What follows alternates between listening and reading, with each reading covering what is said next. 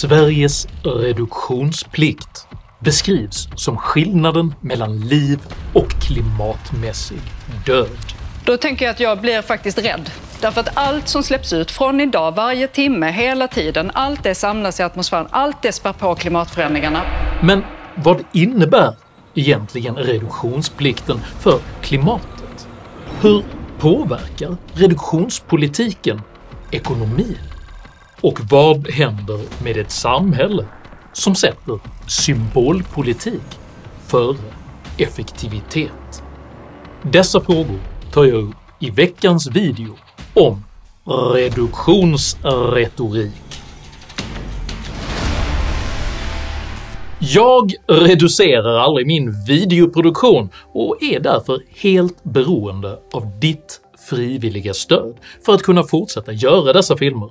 Så ett stort tack till alla de av er som stöttar mig via något av betalningsalternativen här nedanför. Idag talar jag om retorik, realpolitik och reduktion. Häng med!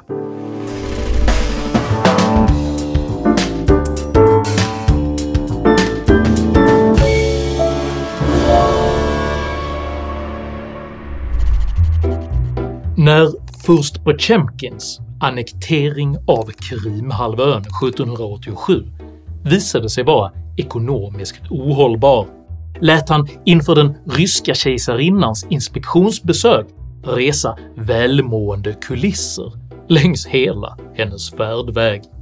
Legenden är sannolikt osann, men etablerade ändå begreppet Potemkin-kuliss som en beskrivning av allehanda försök att dölja misslyckade satsningar genom ytliga trick och bedrägerier.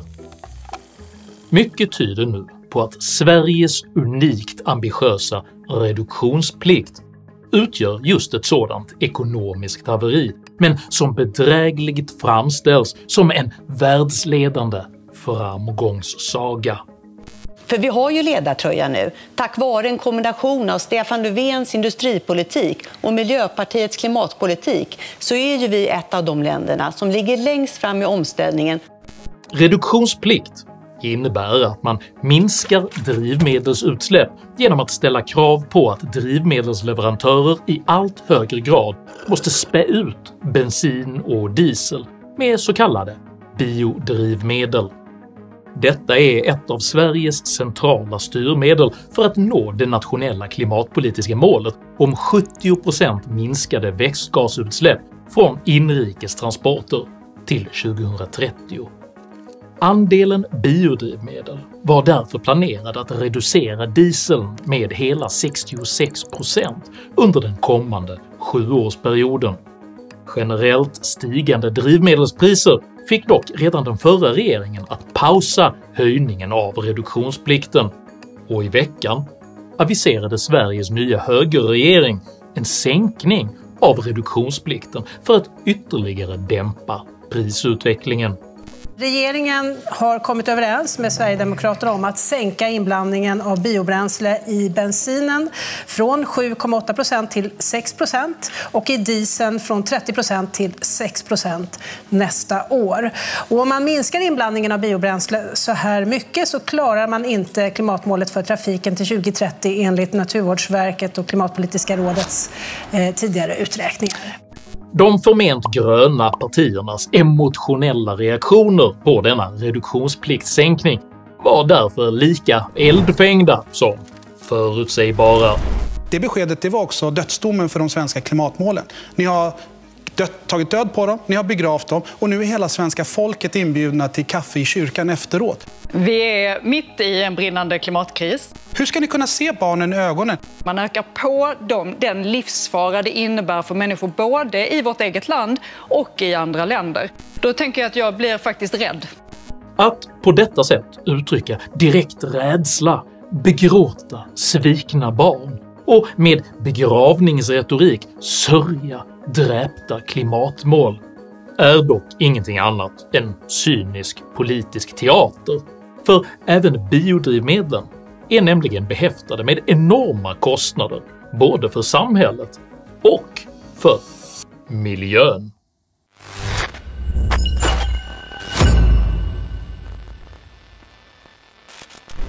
Den svenska linjen, som i nuläget innebär 30,5% reduktionsplikt på diesel, är helt unik inom EU.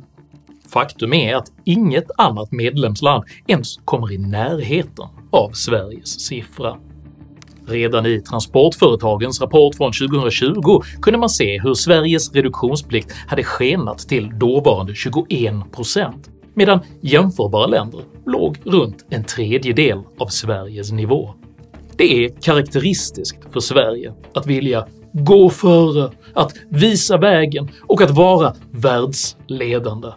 Men den underliggande resursmässiga och ekonomiska verkligheten gör faktiskt reduktionskalkylen helt omöjlig. Enligt statens offentliga utredning SOU 2023:15 slukar nämligen Sveriges reduktionsplikt ensamt mer än hälften av hela Europas HVO-drivmedel. Sverige har de senaste åren tagit en stor andel av den globala HVO-produktionen i anspråk, och Drivkraft Sverige uppskattade att Sverige 2018 använde cirka 30% av den globala produktionen av HVO, eller 55% av produktionen inom EU. Detta innebär att världsmarknaderna alltså har svårt att möta en fullt utbyggd reduktionsplikt. Bara i Sverige. Paradoxalt nog är det Vänsterpartiets ledare Nooshi Dadgostar som är först ut med att öppet erkänna detta. Men reduktionsplikten måste sänkas. Det finns inte så mycket hållbara biodrivmedel på världsmarknaden. Sverige har ju pressat upp priserna. Sveriges enorma efterfrågan på biodrivmedel har inte bara drivit upp det globala prisläget utan har även lett till att biodrivmedelsindustrin i allt högre grad har gått över till att utnyttja animaliska slaktrester för att kunna möta drivmedelsbehovet.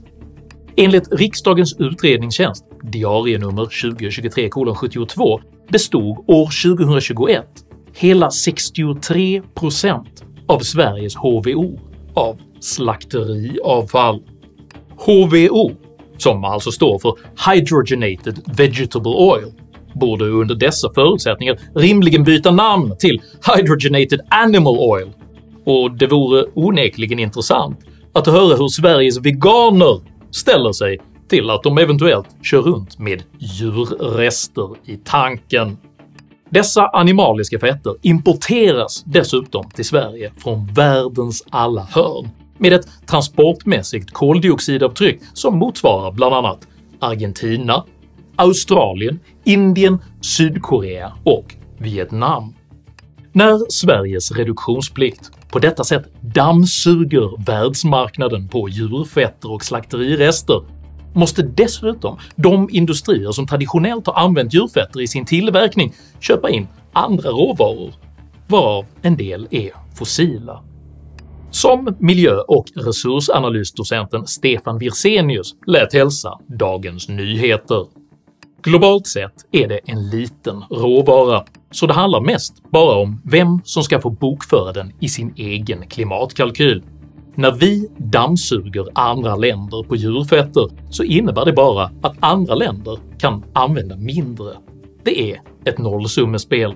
När biodrivmedelsindustrin använder mer slaktrester måste de sektorer som tidigare använde djurfetterna istället köpa in andra råvaror, varav en del kommer att vara fossila. Faktum är att inte ens regeringens egen expertmyndighet Naturvårdsverket vet exakt vilken klimatnytta reduktionsplikten egentligen ger när svenska bilar slukar en så stor del av världsmarknadsutbudet på bekostnad av andra sektorers behov.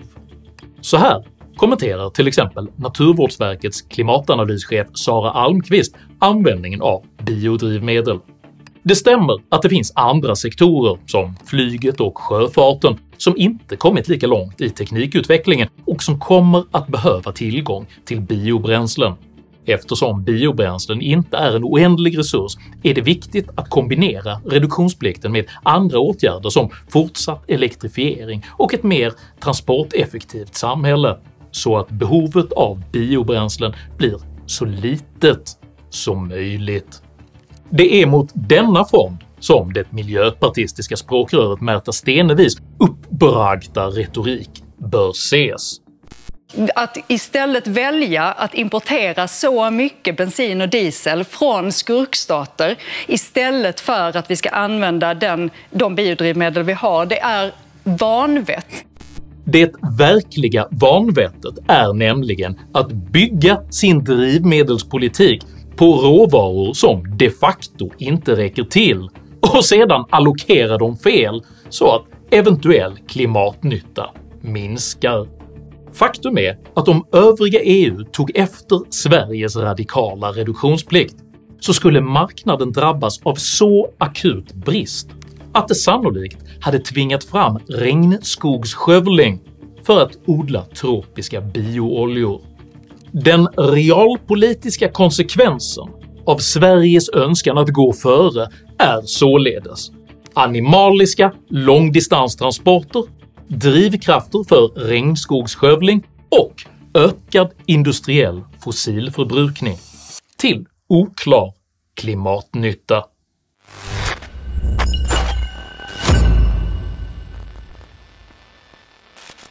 Regeringens eget klimatråd dömer ut er klimatpolitik helt och hållet. Svenskt näringsliv dömer ut er klimatpolitik.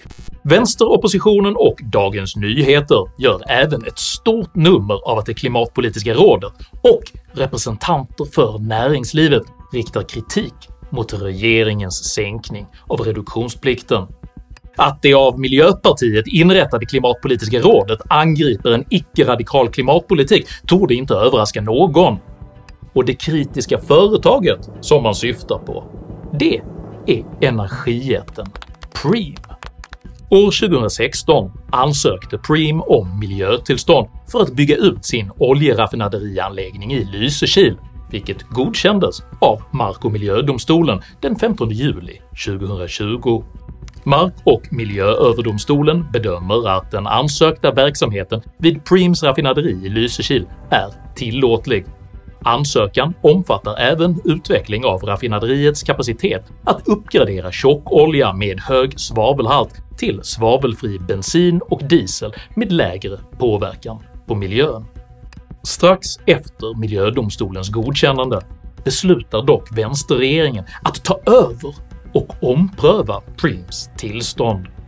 Den verksamhet vid Preemraff i Lysekil som Preem AB söker miljötillstånd för är sådan att regeringen kan pröva om den ska tillåtas eller inte på grund av verksamhetens stora klimatpåverkan. Regeringen har vid torsdagens regeringssammanträde beslutat att den ska pröva om verksamheten ska tillåtas eller inte. Det innebär att det är regeringen och inte Mark- och miljööverdomstolen som kommer att besluta i frågan. Strax efter detta drar Preem plötsligt tillbaka sin ansökan helt, vilket klimataktivisten Greta Thunberg beskriver som en enorm seger och Greenpeace Sverigechef Isadora Wironski uppfattar bara ett rent ekonomiskt beslut. Alltså, oljeindustrin har gått på knäna länge. Det är tydligt, till och med för tonåringar nu för tiden, att fossilindustrin har ingen som helst framtid. Så att det inte fanns någonting att hämta i den kalkylen kom ju inte som en överraskning för någon. Detta besked förstärks sedan av dåvarande klimatminister Isabella Lövin som fastslår: när politiken går före och visar vilken riktning vi vill se så kommer investeringarna efter det.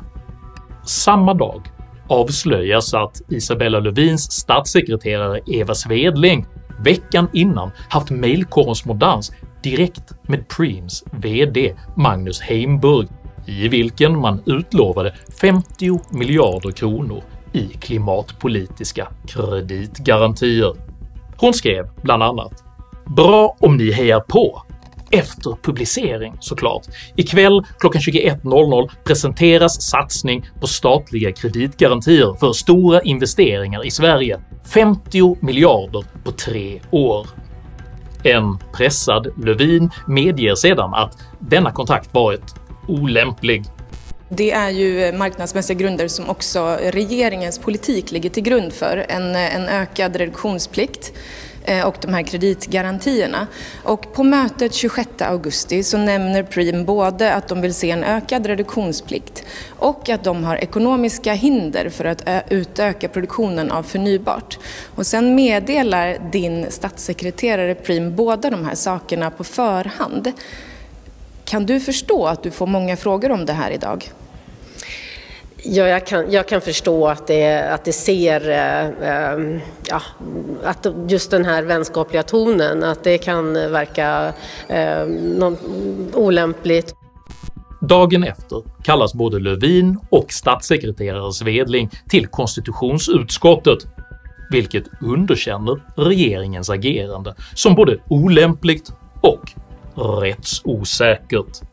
Det första handlar ju om själva övertagandet av tillåtligheten, där vi säger att man ska alltid sträva efter att göra det så tidigt som möjligt, helst i första instans, istället för att som i det här fallet vänta väldigt länge och vänta på domar innan man tar över ärendet.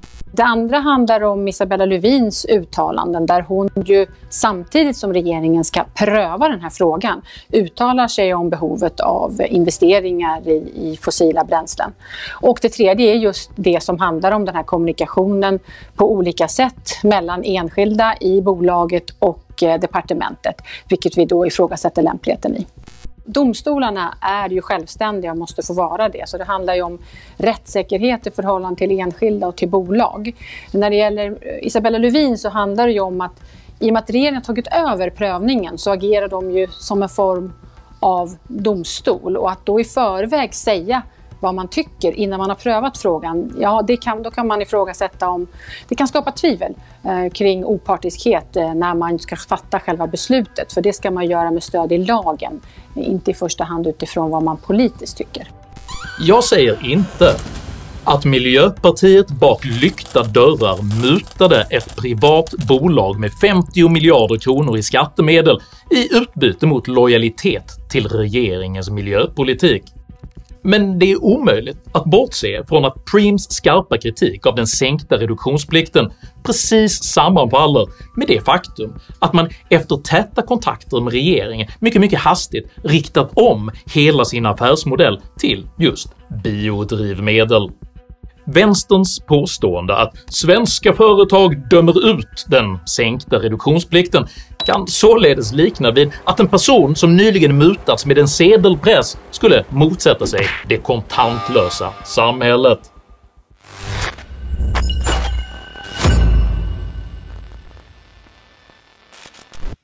Samtidigt som Sverige på politisk grund slukar allt mer av världens tillgängliga biodrivmedel driver lokala politiker ytterligare på denna utveckling, och i Stockholm kommer man redan nästa år att förbjuda fordon som inte drivs av gas eller el.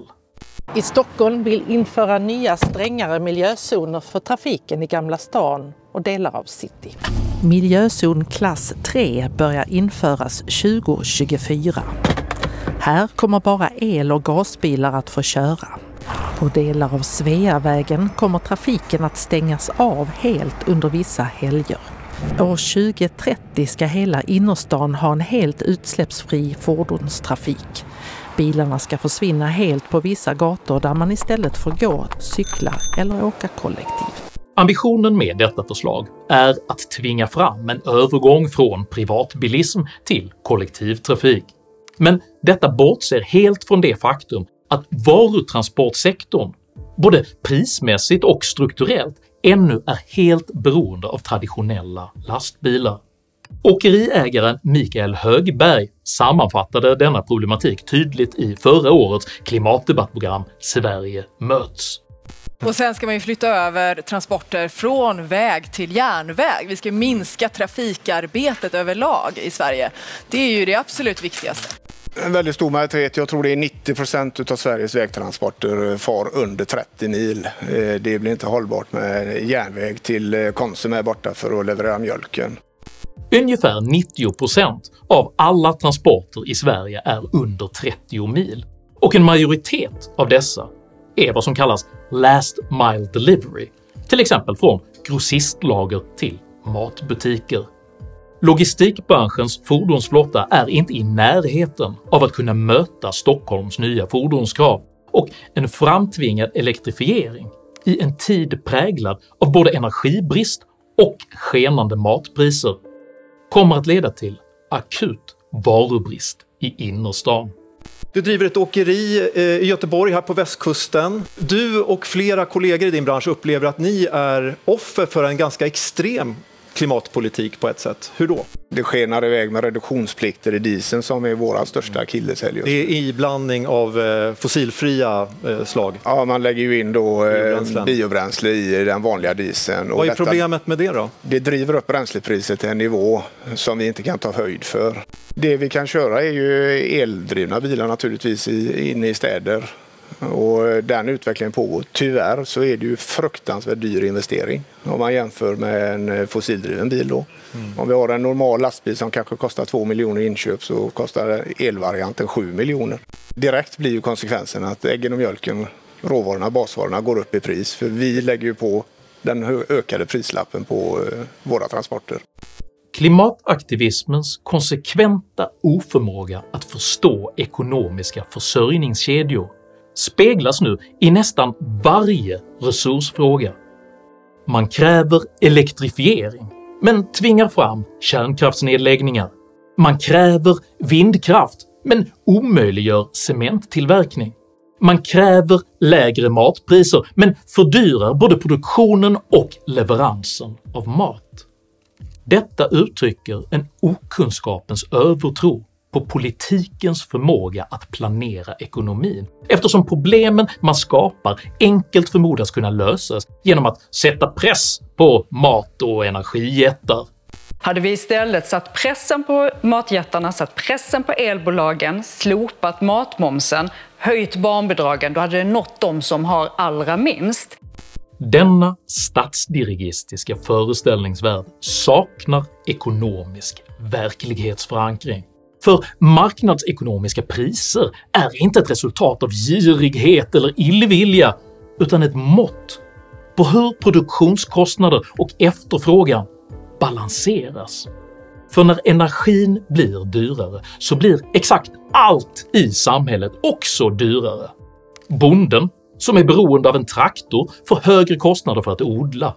Logistikfirman som transporterar bondens råvaror till butiken får högre leveranskostnader. Butiken som tillhandahåller kylvaror och temperaturkontrollerade lager får också högre kostnader. Och privatpersonen som åker och handlar får högre kostnader för både sin egen resa och för förvaringen av matvarorna i sitt eget hem. Detsamma gäller plåster, blöjor, tvål och exakt allting annat som tillverkas med hjälp av energi, som transporteras med hjälp av energi och som tillhandahålls med hjälp av energi.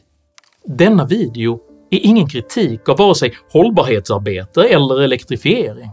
Den är däremot en kritik av den radikala miljöpolitik som från reduktionsplikt till energiproduktion konsekvent driver fram unikt aggressiva kostnadsökningar i samhällsekonomins själva hjärta.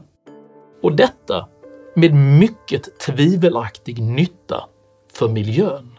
Det vi har hört hittills, det handlar ju om att man ska ha trängselskatt i hela landet. Ska det bli vägavgifter i hela landet?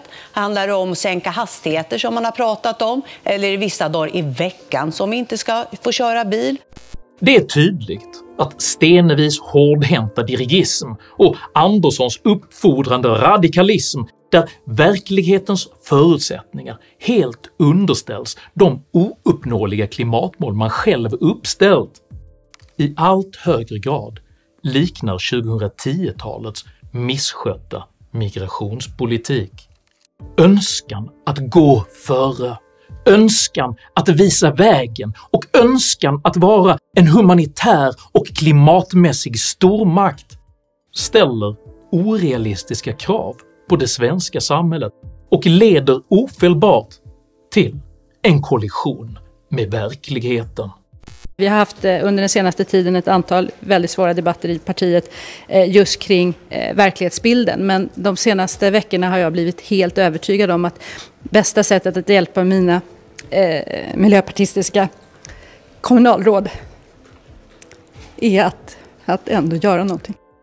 Men det känns naturligtvis bra att likt Batjemkin resa kulisser som döljer en besvärande ekonomisk verklighet med förfängligt ouppnåeliga ideal. Fast det känns inte bra så länge.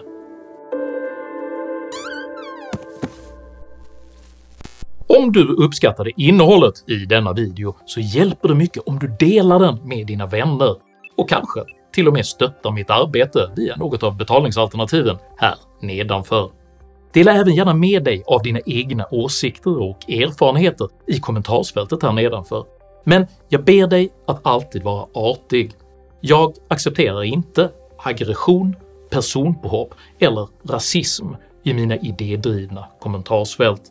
Tack för att du som kommenterar respekterar detta. Jag heter Henrik Jönsson och jag anser att hållbarhetsåtgärder bör värderas utifrån effektivitet snarare än för sitt symbolvärde. Tack för mig och tack för att du har lyssnat.